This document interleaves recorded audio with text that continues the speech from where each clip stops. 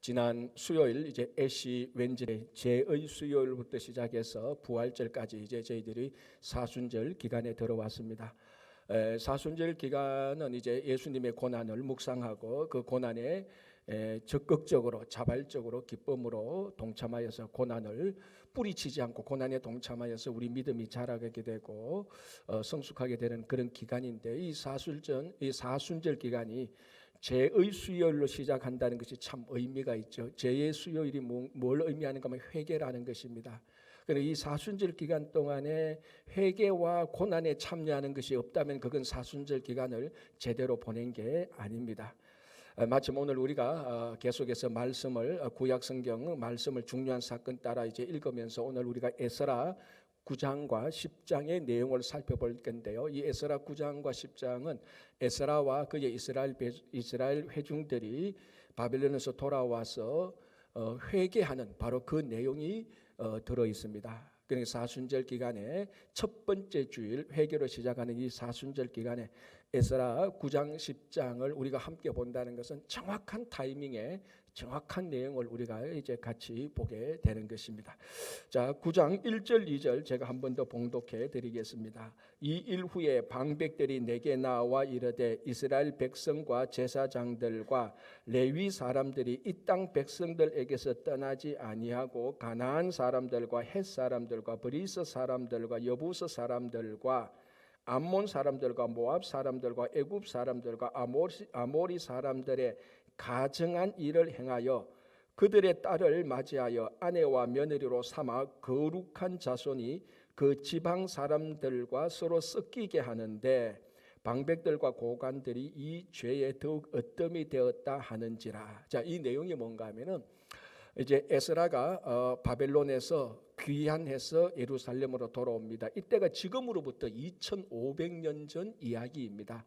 우리가 앞에서 에스라에 대해서 제가 그 전체적으로 연대기를 말씀드렸는데 간단하게 다시 말하자면은 538년 기원전 538년에 1차 귀환이 오죠. 여기 서룹바벨이라 그랬습니다. 그래서 이 사람들이 다시 제2성전을 건축하고 80년이 지난 다음에 기원전 458년에 2차 귀환합니다. 바벨론에서 포로되었던 바벨론에서 다시 예루살렘으로 돌아오죠. 이때 이제 에스라와 그의 사람들이 돌아왔습니다. 오늘 본문은 바로 이때입니다. 그럼 지금으로부터 약 2500년 전 기원전 458년 이때에 에스라가 돌아와서 이제 원래 이제 계획대로 이제 그 하나님의 일을 하려고 하는데 한 방백들이 와서 지금 예루살렘의 상황들을 얘기해 주는 겁니다. 그게 9장 1절 2절인데 그 상황들이 뭡니까? 이스라엘 사람들이 하나님의 거룩한 자손들이 그 땅에 거하고 있는 가나안 사람들을 떠나지 아니하고 가나안 사람들과 섞여 살면서 그 사람들과 서로 결혼해서 가증한 일을 하고 있다라는 말입니다. 자, 그러면 이 가나안에 살고 있는 이 사람들, 여기 보면 이제 족속들이 있습니다. 가나안 지역에 여러 족속들이 있습니다. 그래서 이 족속들, 그리고 이제 이 사람들과 섞여 살고 있는 이스라엘 사람들은 누군가 하면은 아마 1차 포로 때 1차 귀환했던 사람들. 그러니까 이게 1차 귀환과 2차 귀환과 80년 차이라고 했습니다. 라고 말했지 않습니까? 그러니까 한 2-3세대 전 사람들, 1차 귀환 때 돌아왔던 사람들이 가나안 사람들, 그 사람들과 섞여 살면서, 자, 결론적으로 단순하게 먼저 전제로 되는 것은 인종적으로 섞여 살았다는 것을 책망하는 게 아닙니다. 여기서는 가나안 사람들은 인종의 문제가 아니고 우상을 섬기는 죄악된 백성이라는 차원입니다. 이 사람들과 섞여 살면서 가증한 일을 했다, 또는 가증한 일을 해서 섞여 살았다라고 이렇게 얘기를 하는 것입니다. 자, 그러면서 이제 가나안에 살고 있는 족속들 이름을 말합니다. 저기 보면은 헷 사람들, 브리스 사람들, 여부서 사람들, 암몬 사람들, 모압 사람들 쭉 얘기하는데, 이 가나안에 살고 있는 이 족속들, 이 사람들의 이름이 오늘 이 본문에서 처음 나오는 이름이 아닙니다. 이 성경을 알면은 이 명단을 보면서 이거 어디서 우리가 보았던 명단인데라고 그것을 찾을 수가 있을 겁니다. 이게 처음에 이 명단이 어디서 나오는 겁니까? 이게 이 본문으로부터 1000년을 거슬러 올라가야 되는 겁니다. 그럼 이 본문이 지금부터 2500년 전 이야기니까 1000년을 거슬러 올라가면 3500년 전. 그때 성경에서 무슨 일이 일어났습니까? 출애굽이 일어났을 때 아닙니까? 자, 출애굽이 일어났을 때 모세가 이스라엘 백성들을 이끌고 광야를 가서 40년 동안 훈련하고 가나안에 들어갔을 때 그 가나안의 족속들 6족속 7족속들 이름을 쭉 말하는데 그 이름들이 이 명단하고 아주 유사합니다. 그러니까 이 명단을 볼 때 이거 1000년 전에 모세가 가나안에 들어왔을 때는 그 족속들 이름이네 라는 것을 쉽게 상기할 수 있습니다. 그러니까 여러분 이게 바벨론에서 포로되었던 자들이 1차, 2차로 돌아오지 않습니까? 요 전체 돌아오는 것을 2차 출애굽이라고 명칭을 붙입니다. 1차 출애굽은 우리가 말하는 출애굽. 그러니까 애굽에서 400년간 종살이했던 이 사람들이 가나안으로 돌아왔던 것, 이게 출애굽이죠. 오리지널 출애굽인데 나중에 세월이 흘러서 1000년이 흘러서 바벨론으로 포로 잡혀갔던 사람들이 예루살렘으로 돌아오는 것, 이것을 제2차 출애굽이라고 말을 합니다. 1000년 사이지만은 한쪽은 애굽에서 돌아왔고 한쪽은 바벨론에서 돌아왔는데 지금 그것을 상기시키는 것입니다. 자, 그러면 제1차 출애굽 때 이스라엘 백성들이 가나안에 돌아왔을 때 무슨 일이 있었는가 하는 겁니다. 무슨 일이 있었습니까? 일하고 똑같은 일이 있었죠. 자, 하나님께서 이스라엘 백성들을 애굽에서 끌어내어서 인도에서 광야에서 40년간 훈련시켰습니다. 왜 훈련시켰는가 하면요, 두 가지 목적이 있습니다. 첫 번째는 애굽의 것을 제거하기 위하여서, 계속해서 애굽의 것을 제거하기 위해서, 그리고는 뭡니까? 가나안에 들어가서 하나님의 백성들로 잘 살 수 있도록 훈련을 시킨 겁니다. 그러니까 40년 동안 이스라엘 백성들은 애굽의 것을 빼고 하나님의 거룩한 백성이 되어서 가나안에 들어가서 하나님의 자녀들 백성들처럼 살아야 되는 겁니다. 그걸 40년 훈련시켰습니다. 그러면서 하나님의 가장 큰 걱정거리, 좀 이거는 사람으로 표현하자면은 이런 식이죠. 하나님의 걱정거리가 뭔가 하면은 이 이스라엘 백성들이 이 광야에서 40년 훈련됐는데 가나안에 들어가서 진짜 하나님의 백성처럼 잘 살 수 있을까? 그게 하나님의 걱정거리였습니다. 그래서 훈련시켜서 들어갔는데 처음에는 여호수아를 인도해서 막 들어가서 정복하지 않습니까? 이방 사람들 쫓아내고 하나님의 뜻대로 좀 하긴 합니다. 자, 그러면서 사사 시대를 맞이하게 되지 않습니까? 350년 동안. 그때 무슨 일이 생깁니까? 여러분 사사 시대의 내용을 모르신 분들도 있겠지만 아는 분들은 끔찍한 일들이 일어나는 겁니다. 이 가나안 사람, 가나안에 있던 이방 족속들, 우상을 섬기는 사람들보다 더 잔인한 일들이 일어나는 거죠. 레위 사람들은 레위의 직분을 행하지 않고 돈 받고 자기 직분을 팽개치고 우상 섬기는 일을 봉사하기도 하고, 그리고 자기 지파 가운데 한 지파를 대량 학살하려고 하고, 그리고 레위인 한 사람은 자기 아내가 성폭력을 당해서 이걸 복수하려고 자기 아내를 토막을 내어서 각 지파에게 보내고, 그러니까 이 토막을 받은 사람들은 이걸 베냐민 지파가 행했구나 하고 베냐민 지파를 대량 학살하려고 했던, 이것이 이방 사람들이 행한 것이 아니고 광야에서 40년간 훈련을 받는 그 자손들이 하나님을 섬기는 사람들 가운데서 이런 끔찍한 우상을 섬기는 사람들도 잘 행하지 않는 그런 일들이 터져버렸습니다. 그때 그래서 사사기 주제가 뭡니까? 그때의 왕이 없으므로 사람들이 자기 소견에 오른 대로 행했더라. 이거 보면 가나안 사람들처럼 더 악하게 되어버린. 그래서 이 1000년 전에 오늘 본문으로부터 1000년 전에 이스라엘 백성들이 어떻게 되냐? 가나안 사람들처럼 살게 되어버린다는, 가나안 사람처럼 살게 되었다는 것. 자, 그러면서 사사시대 끝나고 왕정시대로 들어가지 않습니까? 그때 선지자가 사무엘이었습니다. 이때 이스라엘 백성들의 지도자가 사무엘에게 나타나와서 우리에게 왕을 세워달라고 요구를 합니다. 자, 그 본문이 사무엘상 8장 5절인데요. 제가 한번 말씀해 드리겠습니다. 자, 여러분 지금 스크린에 나와 있는데요. 저기에서 어느 구절, 어느 단어가 제일 중요한가 한번 생각해 보십시오.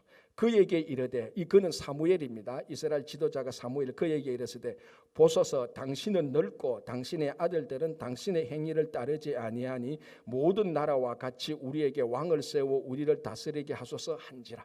어느 단어가 여러분 때는 어느 문구가 제일 중요하다고 생각합니까? 예? 예. 이거 뭐 여러분 생각이 그거 맞으면 그게 맞습니다. 근데 오늘 본문과 관련돼서 우리가 중요하게 봐야 될 단어는 왕을 세워서 맞는데 그 앞에 있는 단어가 더 중요하죠. 모든 나라와 같이. 그 앞에 성경은 다른 나라와 같이 이렇게 되어 있습니다. 자, 이스라엘 백성들이 가나안에 들어가서 가나안 족속들이 사는 걸 보니까 왕을 세워서 자기들끼리 잘 산단 말이죠. 그건 자기들은 왕도 없어. 필요할 때 하나님께서 사사를 통해서 하나님께서 통치하셔. 근데 이방 민족들 보니까 폼이 나거든. 왕도 있고 우리만 총리도 있고 장관도 있고. 그러니까 이 사람들이 하나님의 통치를 대신에 다른 나라들처럼 왕을 세워서 우리도 살자. 이게 모든 나라와 같이 다른 나라와 같이라는 의미가 뭡니까? 우리도 가나안 사람들처럼 살자는 겁니다. 자, 하나님이 이스라엘 백성들을 광야에서 40년 훈련시키고 가나안에 들어가게 하신 목적이 뭡니까? 가나안 사람들이 이스라엘 백성들처럼 살게 하려는 것이 목적이었습니다. 이스라엘 사람들이 여호와 하나님을 섬기고 우상을 섬기지 않고 우리는 세상 사람들의 왕을 세우고 이런 게 아니고 우리는 하나님이 우리의 왕이고 우리는 하나님의 말씀을 듣고 그 창조주 하나님의 말씀을 듣고 하나님 말씀대로 살아간다. 이렇게 살아가는 이스라엘 백성들처럼 세상 사람들이 가나안 사람들이 살아가기 위해서 훈련시켜서 가나안에 들어가게 했는데 이게 뒤집혀 버렸습니다. 가나안 사람들이 이스라엘 백성처럼 사는 게 아니고 이스라엘 백성들이 가나안처럼 살기를 원했던 게 이것입니다. 다른 나라들처럼. 하나님의 의도대로라면 어떻게 돼야 됩니까? 가나안 사람들이 이스라엘 백성들에게 와서 우리도 이스라엘 백성들처럼 살게 하소서. 하나님이 우리를 통치하게 하소서. 이게 원래 하나님의 목적인데 완전 뒤집혀져 가지고 우리도 다른 나라들처럼 왕을 세워서 삽시다. 가나안처럼 삽시다. 세상처럼 삽시다. 이렇게 되어버린 거예요. 완전히 가나안에 동화되어 버린 것입니다. 요 사건이 오늘 본문 1000년 뒤에 바빌론에서 돌아온 이 이스라엘 백성들이, 그러니까 이 사람들이 그 가나안에 있었던 사람들과 섞여 살면서 가증한 일을 행하게 됐다라고 말하는 거하고 일치하게 되는 것입니다.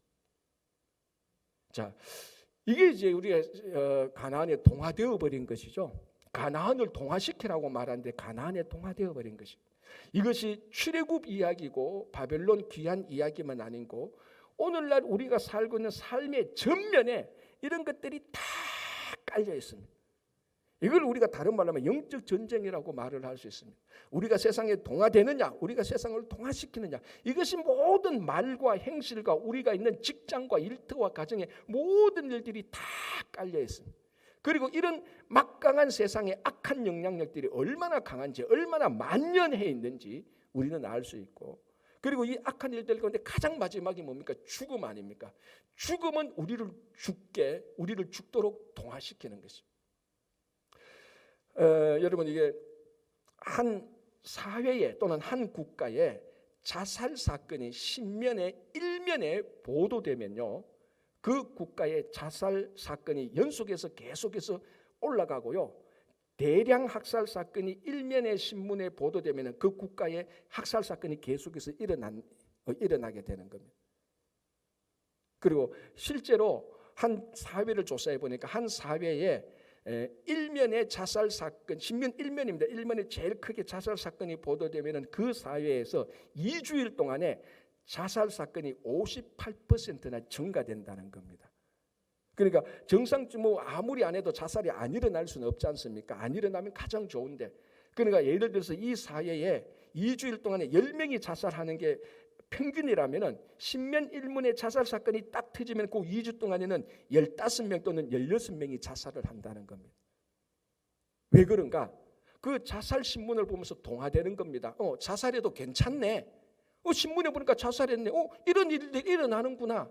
자살해도 괜찮네라고 생각하는 사람들 가운데 삶이 어렵고 힘들고 부정한 사람들은 자살해도 괜찮네라는 것을 실행을 한다는 것입니다. 그런 신문 보도가 없으면 그런 생각이 안 되는데, 그 신문 보도로 인해서 전염이 되어서 자살에 동화되어서 자살하게 되는 것입니다. 이게 간접적으로 어떻게 또 영향을 미치는가 하면요, 자살 사건이 신문 일문에 딱 나면요, 그 사회 또는 그 국가에 여객기 사건이 3배 이상 증가된다는 겁니다. 자동차 사고 사망률이 4배로 증가된대요. 이 간접적으로 다 연결이 되는 겁니다. 그럼 이 죽음이라는 것이 인간의 최종 원수가 죽음 아닙니까? 사탄도 너희의 죽음이 무엇이냐? 이 사도 바울도 이 죽음을 사탄의 마지막 행동이라고 규정하지 않습니까? 우리의 마지막 죽음이 우리를 자꾸 죽음으로 끌고 가는, 죽음이 우리를 자꾸 동화시키고 있는 것입니다. 자, 일상적인 삶 속에, 이거는 이제 죽음이라는 극단적인 얘기지만 일상적인 삶 속에요, 가장 우리가 모르는 가운데 가장 쉽게 동화되는 내용이 뭔지 아십니까? 그게 불평이라는 겁니다. 내 친구가, 내 이웃이, 내 부모가, 내 자녀가 불평하면요, 나도 모르는 사이에 불평에 전념되어서 불평에 동화되어서 불평을 한다는 겁니다. 자기도 모르는, 자기가 불평하는 줄도 모르는데 금방 동화되어서 불평합니다. 그러면 그 불평하는 내용의 진실을 알아봐야 되는데, 인간의 심리가 그 불평하는 내용을 은근히 즐기면서 이 불평하는 내용이 깨질까 봐 걱정을 한다는 겁니다. 심리가. 그래서 진실을 알고 싶지 않다는 거예요. 그게 인간의 죄된 본성이라는 겁니다. 그게요, 저도 이거 보고 웃었지만 가만히 들어보니까 내 얘기예요. 나도 누가 막 욕하면 기분이 좋아요. 근데 알아보면 그게 아니면 에이 김샜네, 그러면 알아보지 마. 이거 좋아, 그냥 막. 이게 우리의 본성이라는 겁니다. 이게 그러니까 우리 일상 속에 이게 얼마나 많이 배어 있냐는 겁니다. 동화시키는. 그래서 이게 세상이 우리를 불평으로부터 자살에 이르기까지 우리를 늘 악한 영향으로 동화시키는 겁니다. 그게 출애굽 때 가나안에 돌아왔던 이스라엘 백성들의 이야기고, 바벨론에서 돌아왔던 이스라엘 백성들의 이야기고, 우리가 세상 속에서 살아가는 우리들의 이야기입니다. 똑같은 겁니다. 정말로 중요한 것은 세상은 오늘도 우리가 이 예배를 드리고 나가면 세상은 여러 가지 방법을 통해서 세상 사람들과 같이 동화시키려고 하는 거예요. 우리는 뭡니까? 우리는 복음을 들고 세상을 동화시켜야 되는 거예요. 그래서 우리가 복음의 확신을 가지고 이 복음으로 세상을 변화시켜야 되는데 세상에 동화되는 것이 안 되죠. 그래서 이 사순절 기간 때는 우리 자신을 보며 이 복음의 본질로 돌아가서, 십자가의 본질로 돌아가서 우리가 세상에 동화되는 것이 아니라 세상을 복음으로 변화시키는 교회와 성도가 되어야 되는 것입니다. 자, 그 다음 본문을 보겠습니다. 9장 3절 보겠습니다. 9장 3절. 내가 이 일을 듣고 속옷과 겉옷을 찢고 머리털과 수염을 뜯으며 기가 막혀 앉아 있으니, 10장 1절 앞부분을 봉독합니다. 에스라가 하나님의 성전 앞에 엎드려 울며 기도하여 죄를 자복할 때에, 이게 무슨 내용입니까? 이스라엘 백성들이 바벨론에서 돌아왔던 사람들이 가나안에 동안에서 가증한 일을 하고 있다라는 정식 보도를 에스라가 들었습니다. 듣고 난 다음에 에스라가 어떻게 합니까? 옷을 찢고 몸에 있는 털을 뜯고 밀고 울면서 기도하면서 오늘 본문에 보니까 죄를 자백했다라고 말을 하는, 회개한 것이죠. 자, 여기서 한 가지 질문이 안 생깁니까, 여러분? 왜 에스라가 죄를 자백합니까? 에스라는 이 일을 한 일이 없어요. 에스라는 이방 여인들과 섞여서 결혼한 일이 없습니다. 가정한 일을 한 적이 없어요. 에스라는 그 일을 들었을 때 그 참 슬프구나라고 끝나는 거지, 그걸 에스라가 왜 죄를 자백합니까? 에스라는 죄를 자백할 수 있는 죄를 지은 사람이 아닙니다. 그런데 에스라가 전형적인 죄를 자백하는 모습으로 옷을 찢고 몸에 털을 뜯고 밀고 울면서 자복하면서 기가 막혀 앉아 있으면서 죄를 고백하고 있습니다. 전형적인 회개의 모습이죠. 자, 에스라는 왜 이랬을까? 자, 그러면 우리가 이와 같은 회개의 기도를 한 사람이 있습니다. 누군가 하면 다니엘입니다. 자, 이 다니엘이 이제 어떤 말씀을 듣는가 하면은 예루살렘이 멸망했다가 예레미야 선지자가 예언한 것처럼 70년 뒤에 다시 이스라엘 백성, 유다 백성들이 회복하게 될 것이라는 말을 듣게 됩니다. 그때 무엇을 듣는가 하면은 예루살렘이 멸망했다. 그 멸망은 자기 아버지, 자기 선조들의 죄로 인하여서 예루살렘이 멸망했지 않습니까? 그래서 예루살렘이 멸망하고 다니엘이 그 멸망으로 인하여서 아버지와 선조들의 죄로 인하여서 예루살렘의 멸망, 유다의 패배로 인하여서 다니엘이 바벨론으로 포로로 잡혀왔습니다. 자, 이런 다니엘이 어떻게 기도를 하는가 하면요, 다니엘서 9장 5절에 다니엘이 이렇게 기도합니다. 예루살렘이 멸망했다라는 얘기를 듣고 우리는 이미 범죄하여 패역하며 행악하며 반역하여 주의 법대와 규례를 떠나 싸우며, 좀 더 가다가 8절에 이렇게 말합니다.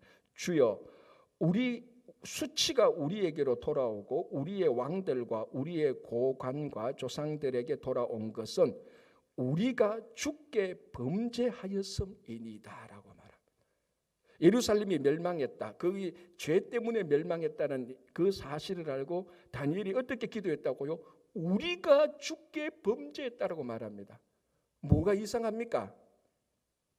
왜 다니엘은 우리라고 말하죠? 다니엘은 그 죄를 지은 적이 없어요. 오히려 다니엘은 그 죄의 피해를 받아서 포로로 잡혀왔습니다. 다니엘은 진짜 그 죄 때문에 지금 억울하게 되어가 있는데, 다니엘이 자기를 공격, 자기가 잘못되게 한 그 죄를 다니엘이 지금 우리가, 자기를 포함한 사람들이 죄를 잘못했다라고 말하라. 이게 회개의 아이러니입니다. 무슨 말인가 하면은 진짜 회개 안 해도 될 사람이 회개하고 진짜 회개해야 될 사람은 뻔뻔하게 안 하고 있다는 거예요. 그게 성경에서 종종 나타나는 겁니다. 자, 에스라 보십시오. 진짜 회개해야 될 사람은 누굽니까? 1차 포로에서 돌아와서 지금 가나안들과 섞여 살면 그 사람들이 진짜 회개해야 되는 것 아닙니까? 그런데 에스라가 먼저 회개를 해요. 물론 이제 그 좀 이따 보면 에스라가 회개하는 것을 보고 자기들이 회개를 하지만, 그리고 다니엘 시대 때 보십시오. 다니엘이 회개할 게 아니고 다니엘의 아버지와 그 선배들이 회개를 해야 되는 겁니다.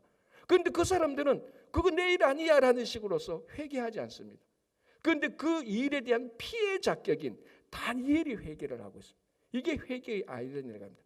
요거를 가만히 보면은 왜 에스라가, 왜 다니엘이 자기가 직접 지은 죄가 아닌데도 회개하는가를 알 수가 있습니다. 결론적으로 말하자면 그 에스라와 다니엘이 처한 그 악한 현실과 상황에 대한 영적 신앙적 연대 책임을 자기가 지는 겁니다. 내가 직접 죄를 저지르지는 않았음에도 거기에는 내 죄가 있다라고 스스로 자발적으로 죄를 고백하는 것입니다. 이게 진정한 성숙한 회개의 모습입니다. 그런데 많은 사람들은 책임을 전가시키죠. 나는 그 일에 대해서 저 사람이 회개해야 돼. 저 사람은 10개 나쁜 일을 했고 나는 1개밖에 안 했어. 그러니까 10개란 저 사람이 회개해야 돼. 1개 정도는 괜찮아. 책임을 전가시키고 변명을 하는 겁니다. 여러분, 성경 어디에도 우리들의 삶을 어디를 봐도 절대로 변명하는 자는 회개하지 않습니다. 절대로 책임을 남에게 덮어씌우는 사람은 회개를 하지 않습니다. 반대로 회개하는 사람은 변명하지 않습니다. 회개하는 사람은 변명하지 않고, 회개하는 사람은 책임을 다른 사람들한테 넘기지 않고 그 책임을 자기가 지게 되는 것입니다. 여러분, 사순절은 변명하는 기간이 아닙니다. 회개하는 기간입니다. 목사님, 그런데 에스라하고 다니엘이 어떻게 그렇게 책임을 질 수 있습니까? 라고 질문하자면요, 저는 이 말씀을 드리고 싶어요. 제가 한 10년 전에 읽었던 어느 간증집에 어느 한 분이 이런 고백을 합니다. 자기는 하나님 앞에서 죄인됨을 깨닫고 나니 숨 쉬는 것도 죄다라는 것이 느껴진다는 겁니다. 여러분, 이게 진짜 거룩하고 온전한 하나님 앞에 선 우리들의 고백이어야 되는 겁니다. 아니, 숨 쉬는 게 뭐가 죄입니까? 숨 안 쉬면 죽는데. 그럼에도 불구하고 온전히 거룩하신 하나님 앞에 서니까 숨 쉬는 것조차도 내가 죄구나라고 회개했다는 것을 볼 때 이 에스라와 다니엘이 회개 안 할 이유가 없는 것이죠. 그런데 우리는 일관적으로 변명과 책임 전가를 할 때 사순절이 아니고 사순절이 100년 돌아와도 회개하지 않습니다. 내일 아니야, 저 사람이 일이야 라고 할 때 이 부분에 대해서 미국 최고의 목회자고 신학자였던 조나단 에드워즈가 이 부분에 대해서 이렇게 설교를 합니다. 제가 그대로 읽어드리겠습니다. 한번 들어보십시오. 어떤 죄는 짓지 않았다고 우쭐대지 마십시오. 만일 죄를 지었다면 죄인 줄 몰랐기 때문이라고 변명하지 마십시오.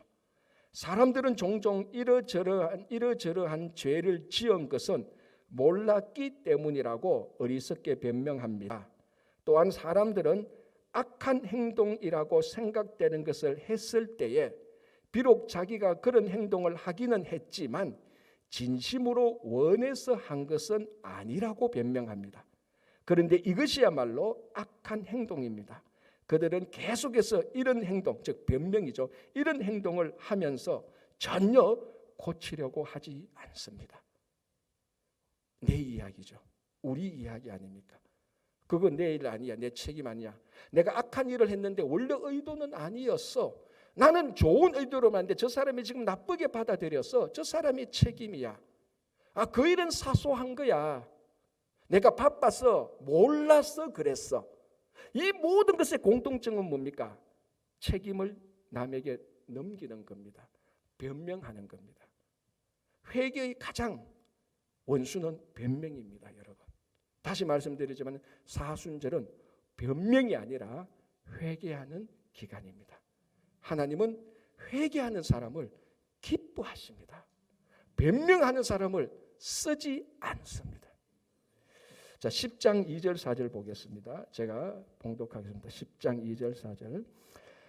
엘람 자손 중 여히엘의 아들 스가냐가 에스라에게 이르되 우리가 우리 하나님께 범죄하여 이 땅 이방 여자를 맞이하여 아내로 삼았으나 이스라엘에게 아직도 소망이 있나니 곧 내 주의 교훈을 따르며 우리 하나님의 명령을 떨며 준행하는 자의 가르침을 따라 이 모든 아내와 그들의 소생을 다 내보내기로 우리 하나님과 언약을 세우고 율법대로 행할 것이라.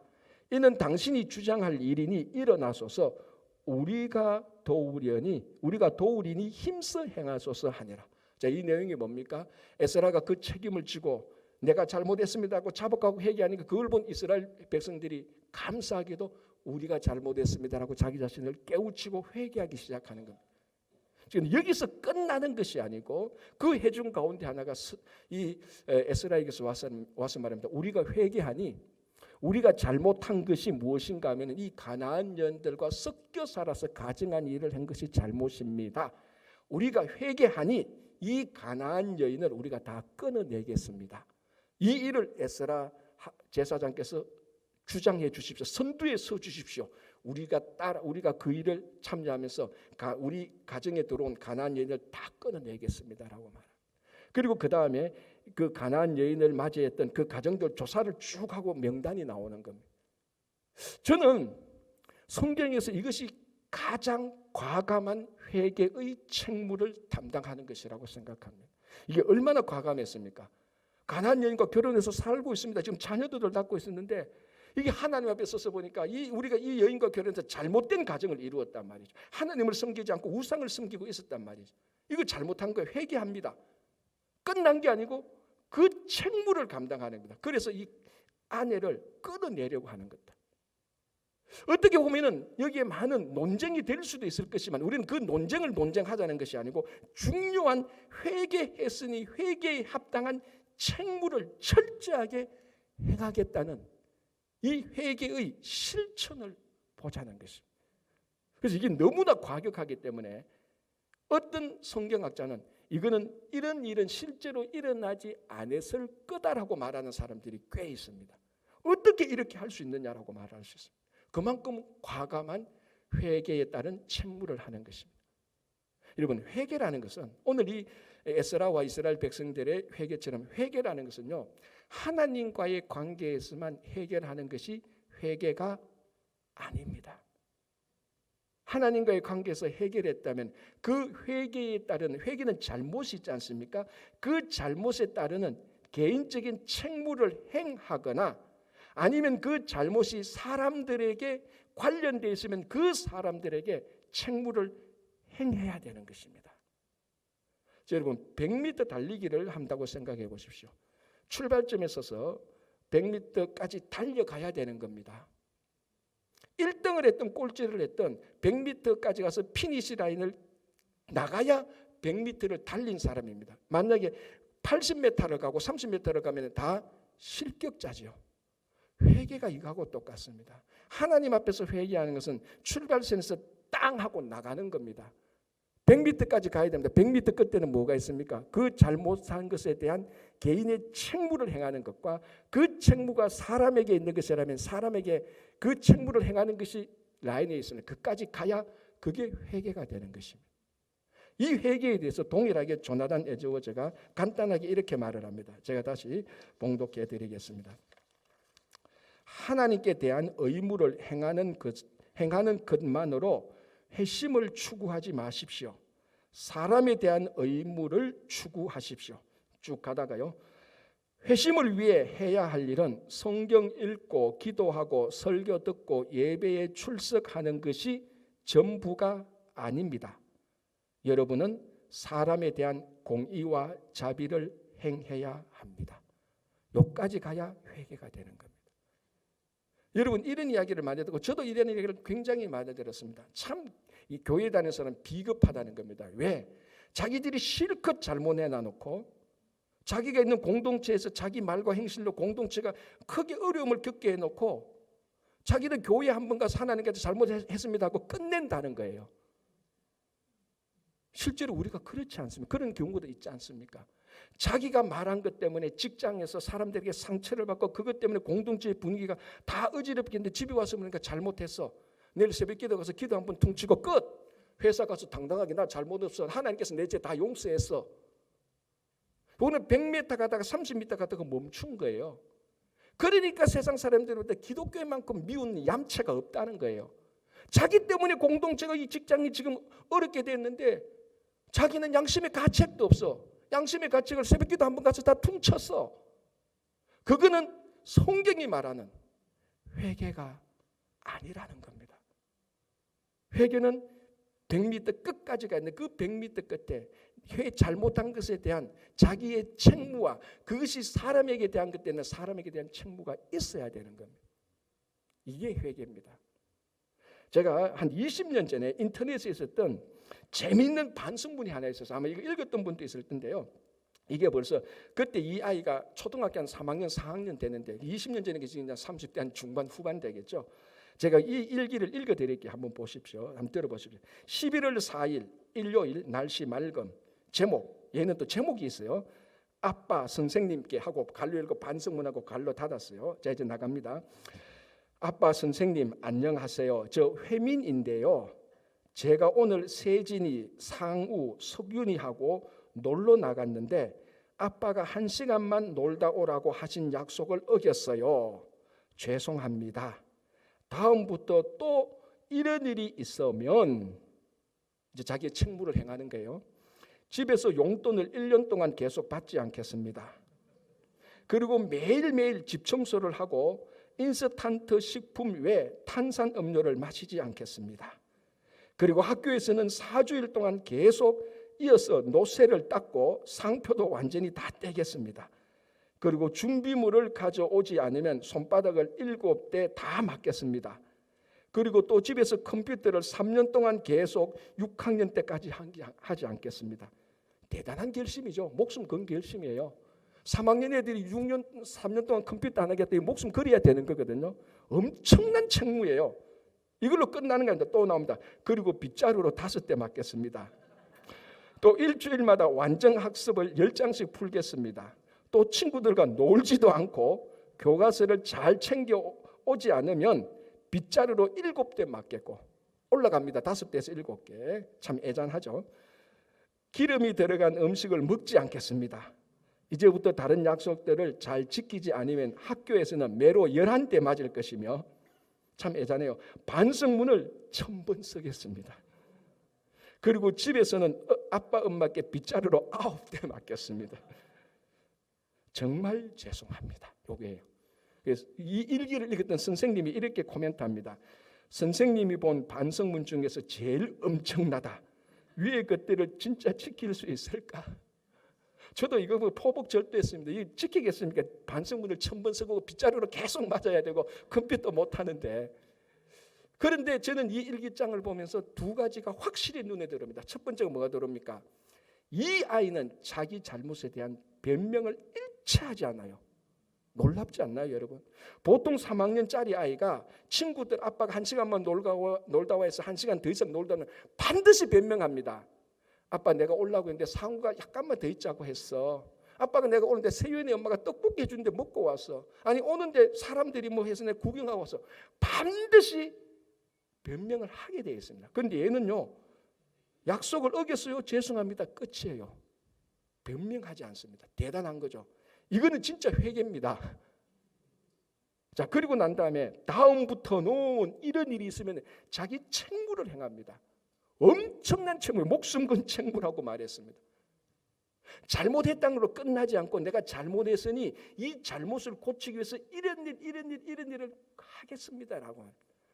안 했을 가능성은 많지만 여러분 이게 오늘 에스라와 이스라엘 백성들이 했던 의무하고 같고 이게 성경의 의무하고 똑같습니다. 여러분 이 사순절은 회개로 시작하는 겁니다. 하나님 앞에 나와서 가슴을 찢고 말씀을 읽고 금식을 하고 기도를 하십시오. 그게 사순절이 해야 되는 겁니다. 그러나 내가 잘못한 것이 내 책무라면 책무를 행하시고 이 잘못한 것이 사람에게 대해서 잘못을 했더라면 찾아가서 사과를 해야 됩니다. 그 사람에 대해서 잘못한 것을 회개한다고 말하면서 하나님 앞에 나와서 기도하고 퉁치지 마십시오.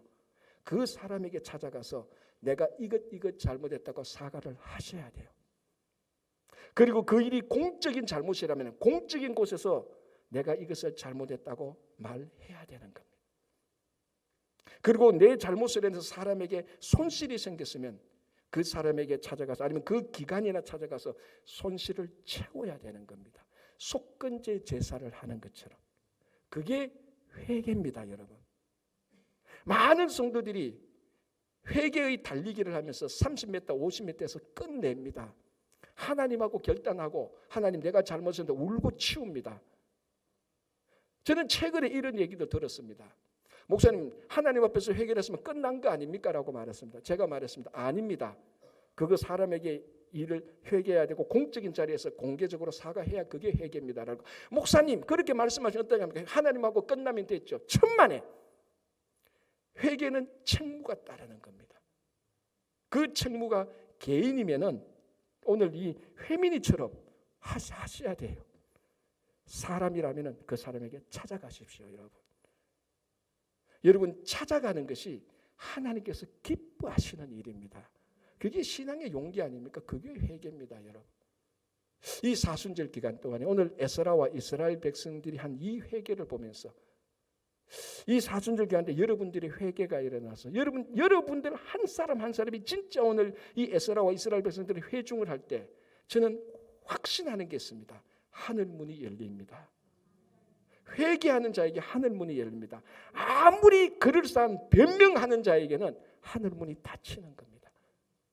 여러분 매일 우리가 그래야 되지만 특별히 이 사순절 기간 동안에는 변명 대신에 회개를 하고 회개에 따른 책무 그게 사람이라면 이웃이라면 이웃에게 찾아가시기 바랍니다. 하나님께서 기뻐하시는 사순절 되시기 바랍니다. 기도하겠습니다.